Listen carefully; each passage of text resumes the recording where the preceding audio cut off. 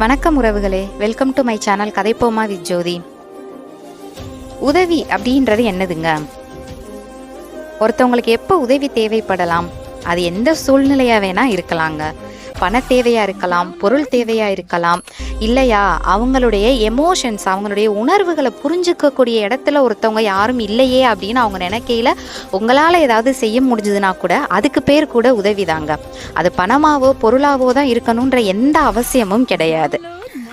ரொம்ப மன வருத்தத்தில் இருக்கக்கூடிய ஒரு நபர்கிட்ட உங்களால் ஆறுதலாக 2 வார்த்தை, ஒன்றும் இல்லை விடு சரியாயிரும், என்ன இப்போ நம்மளுக்கு நாளைக்கு ஒரு நாள் இருக்கே, கண்டிப்பாக சரியாயிரும், நீ ஏன் இன்னைக்கு உள்ளதை நினச்சி வருத்தப்படுற அப்படின்னு ஆறுதலாக 2 வார்த்தை பேசி பாருங்களேன்.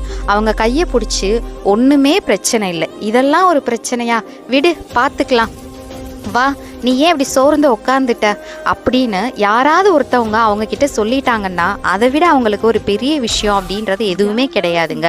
நீங்கள் பண உதவி பொருள் உதவி செய்கிறத விட இந்த வார்த்தைகள் மூலமாக ஒரு நபருக்கு உங்களால் ஊக்கத்தை கொடுக்க முடிஞ்சுது அப்படின்னா நீங்கள் கூட கடவுளுக்கு சமந்தாங்க.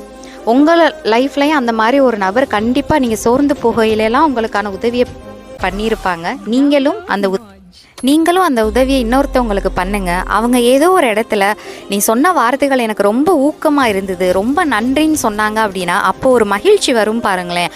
அந்த மகிழ்ச்சிக்கு எல்லையே இருக்காதுங்க.